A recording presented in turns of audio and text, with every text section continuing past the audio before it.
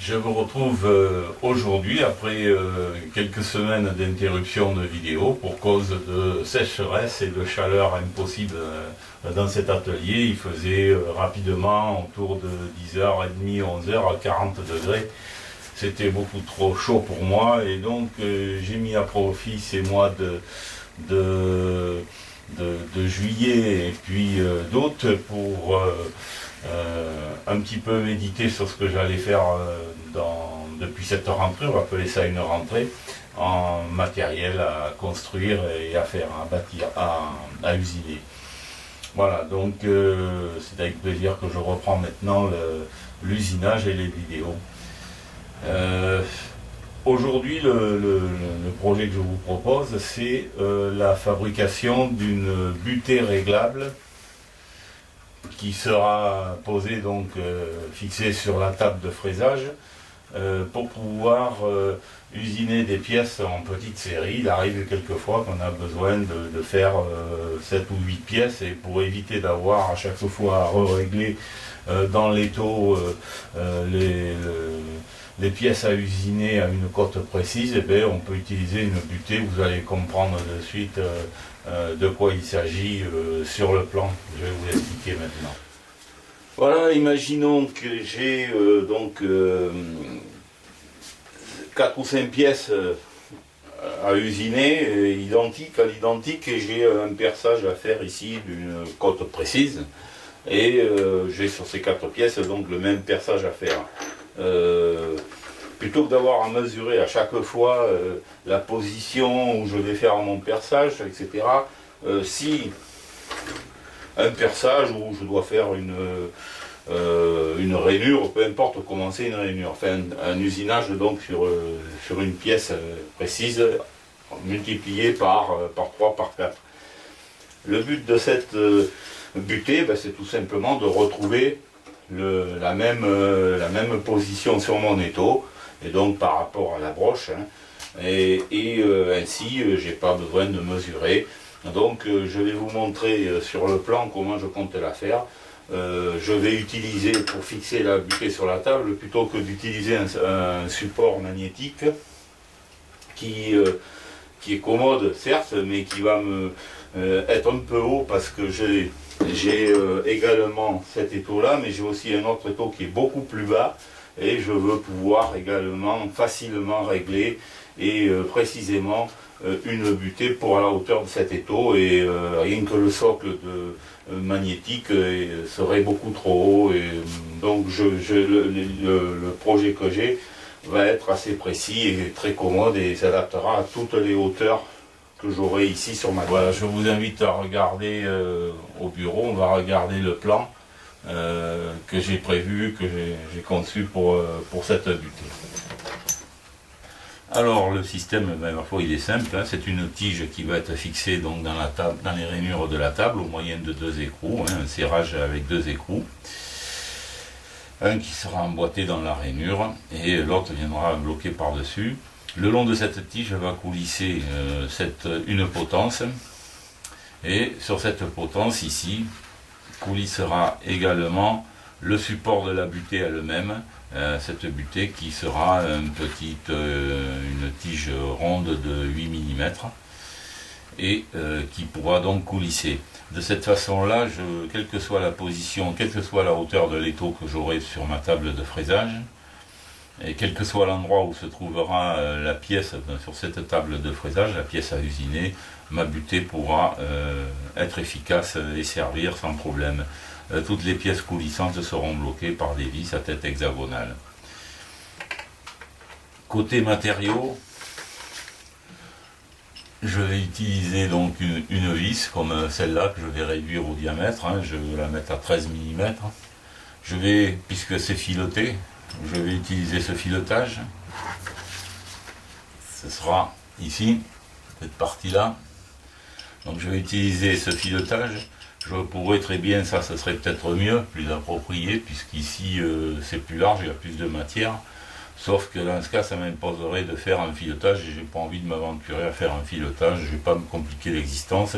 On comprendra que cette pièce-là ne sera pas soumise à un effort, à une contrainte importante, c'est juste une pièce repère sur la table, donc la fixation sera largement suffisante. Je vais réduire l'épaisseur de l'écrou puisqu'il ne passe pas dans la rainure, il est trop épais, donc je vais le réduire, ça je le ferai hors caméra, ce sera un coup de meule. Pour faire la potence, dans ce bloc là, ce sera suffisant. Les machines que je vais utiliser, ce sera la fraiseuse et le tour. Il faudra également que je monte sur le tour le mandrin 4 morts, puisque je vais prendre cette pièce une fois que je l'aurai bien dressée. Je vais la prendre dans le mandrin 4 morts pour pouvoir tourner ici cette partie-là, la mettre au diamètre 12. Donc je le ferai au tour, il faudra que j'utilise le mandrin 4 morts.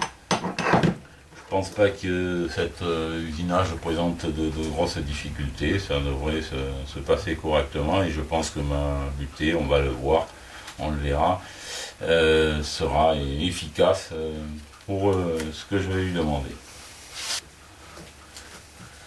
Les côtes qui figurent sur ce plan sont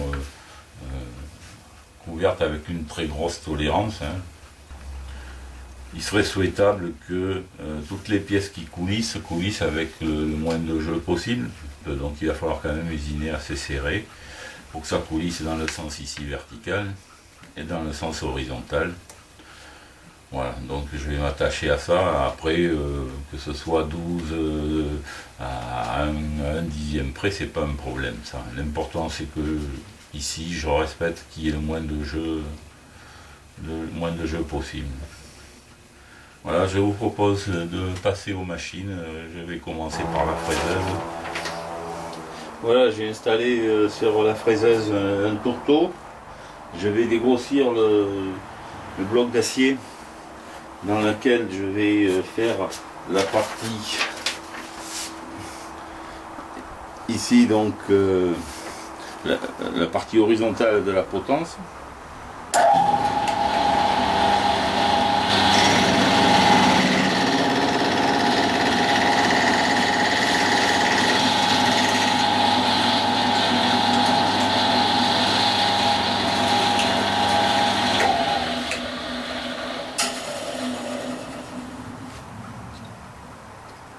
Voilà, je mets mon vernis à 0. Alors je vais prendre une passe de 4 dixièmes pour commencer.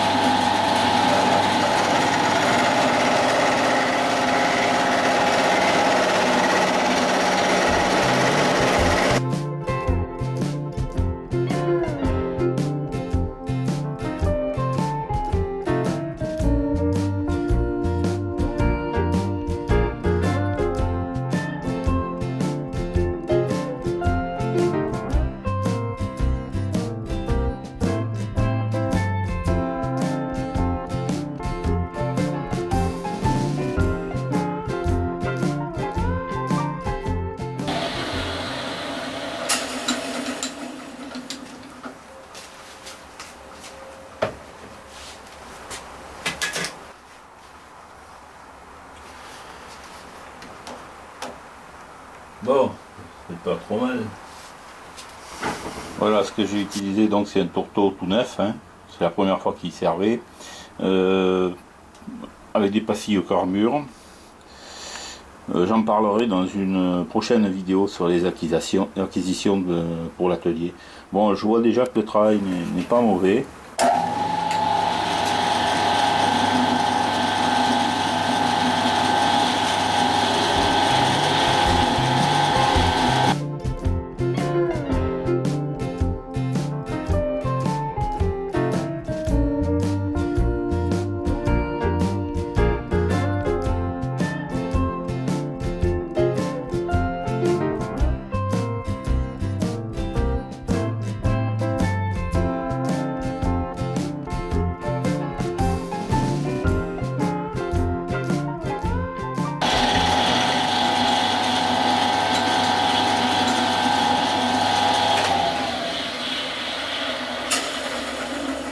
Moi je regarde. Ouais, c'est très bien. Quand même plan correctement. De toute façon, après c'est le tour qui va faire le travail. Bon, c'est impeccable. J'ai donc mis en contact avec le Morphix la surface que j'ai usinée. J'ai bien bloqué ma pièce.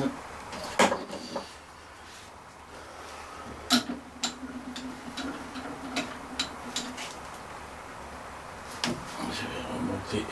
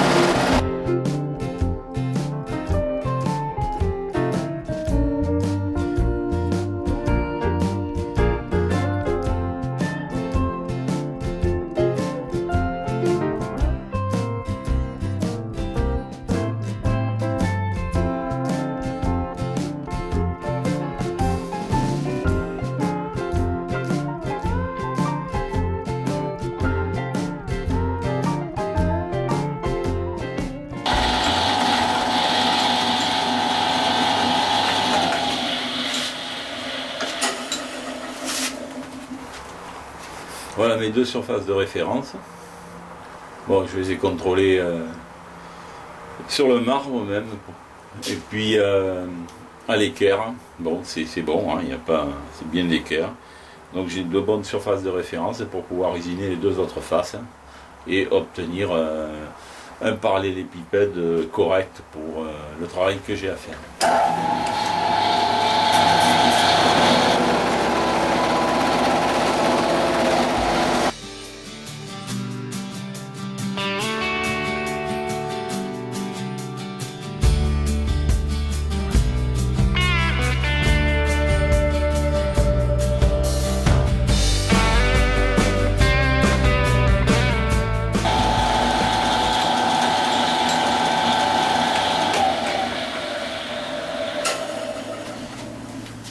Alors maintenant je vais dresser les deux autres côtés, 5 et 6.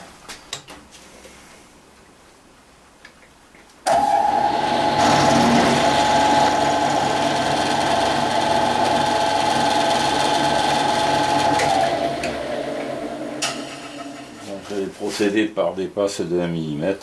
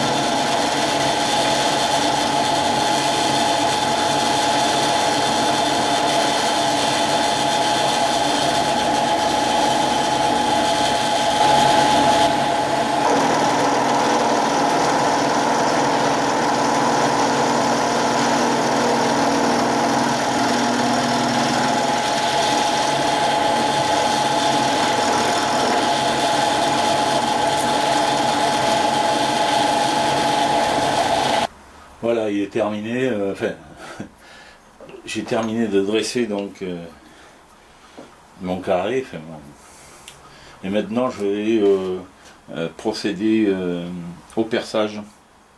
Je vais vous montrer ça sur le plan. Voilà, j'ai installé donc mon bloc usiné, donc bien dressé. Et je vais donc procéder maintenant au perçage des trous qui vont ici donc au diamètre. Alors j'avais mis ici 13, je vais mettre 12. 12 parce que je vais percer donc à 12 et il va sans doute ensuite j'usinerai les tiges là, je vais les usiner en fonction du diamètre que j'aurai de perçage. J'ai pas d'alésoir pour faire du travail très précis, donc je vais rester au diamètre du foret que j'ai. Je vais mettre un foret de 12 et j'usinerai ici en fonction. Et également sur ce morceau là, parce que ensuite ça va être coupé, ça va être sectionné, je vais faire le perçage à 12 également ici, qui va c'est plus facile de le faire là qu'après les avoir usinés, vous allez voir à la suite. De l'autre côté, il y aura un autre perçage à faire à 8 mm, celui-ci, je vais le faire également, je vais ce sont des perçages débouchants, hein. Je vais le faire également. Voilà, ça je vais le faire donc tel que c'est la pièce là. Pour définir la position du perçage, bon, pour ce qui est dans le sens longitudinal, il n'y a pas une très très grande précision, hein. Par contre, pour ce qui est du centrage du trou des perçages par rapport à la partie la plus étroite de mon bloc, là je veux arriver quand même bien au centre, donc je vais utiliser une pinule, la pinule de centrage pour définir, et je vais mettre un foret de centrage, ce sera mieux qu'un coup de pointeau hasardeux. Et je vais faire donc mes repères de perçage comme ça et je vais percer.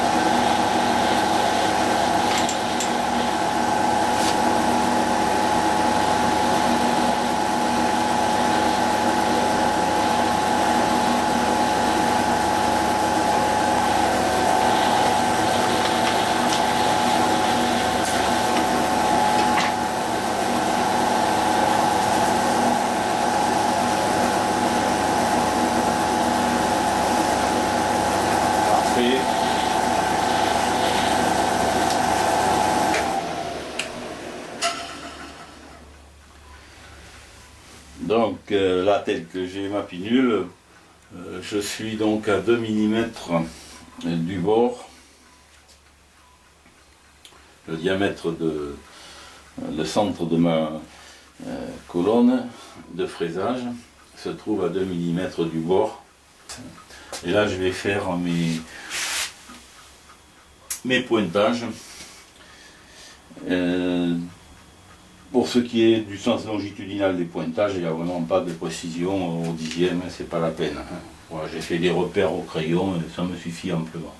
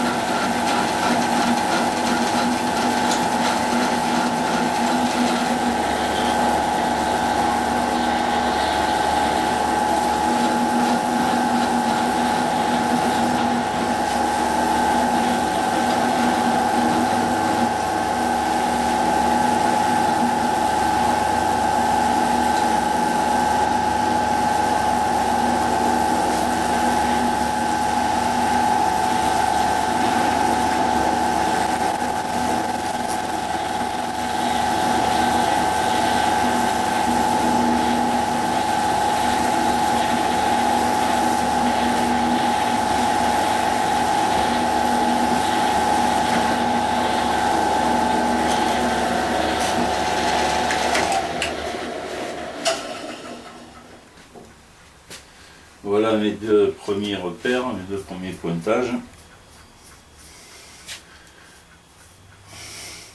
Pour faire le troisième, alors là ça va être des trous de 12. Et pour faire le troisième, je vais tourner ma pièce. Je resterai tout de même dans l'axe puisque je m'appuie sur le bord fixe de l'étau et que la table n'ayant pas bougé, je resterai toujours dans la même référence.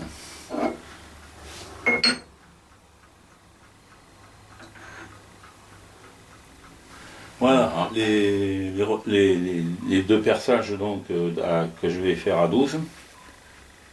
Je me suis centré donc à l'aide de la pinule.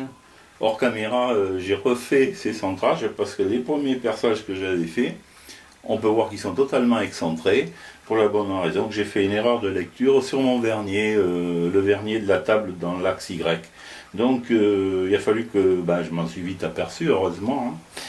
Et donc j'ai repris le réglage, j'ai compensé, j'avais confondu les dixièmes. Hein, avec... Bon, alors c'est vrai que chaque graduation sur ce vernier fait 2 centièmes de millimètre. Voilà, donc il faut en tenir compte et voilà, c'est comme ça que je me suis planté, c'est dans ce calcul. Bon, c'est pas grave puisque ça va être rattrapé. Voilà. Ces trous qui sont excentrés, voilà, j'ai repris ici de l'autre face, puisque c'est des trous qui vont être délouchants. Ici, par contre, là, c'est bien centré. Je vais faire des avant-trous à 8 mm. J'ai choisi 8 mm comme avant-trou, c'est un peu gros pour 12, mais pour des trous au finet de 12, mais c'est parce que ce 8 mm, ça correspond à un des perçages que je dois faire. Donc, plutôt que de faire toujours des changements de forêt. Voilà.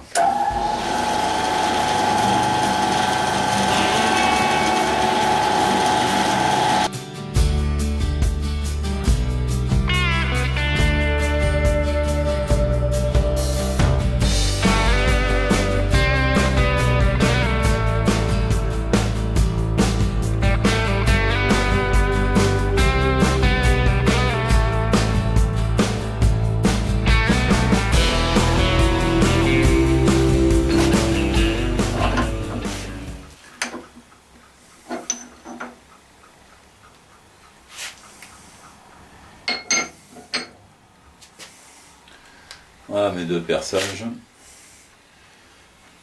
à 12. On va faire le point un petit peu maintenant sur là où nous en sommes. J'ai donc usiné ce bloc, hein, j'ai dressé, il est parfait maintenant. J'ai fait les perçages à 12 et hors caméra j'ai donné un coup de scie pour séparer donc les deux morceaux.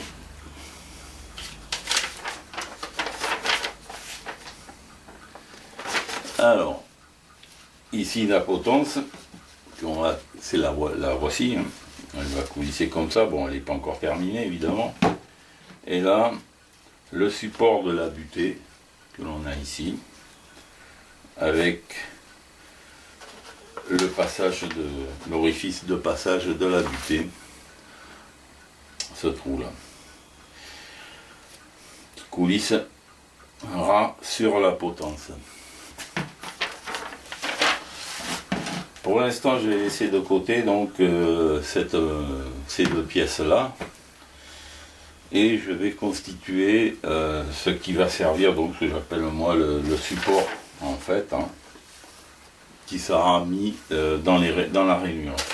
Alors j'ai pris une vis que j'ai achetée comme ça dans le commerce, je vous l'ai montré en début de vidéo, et je l'ai tronçonnée.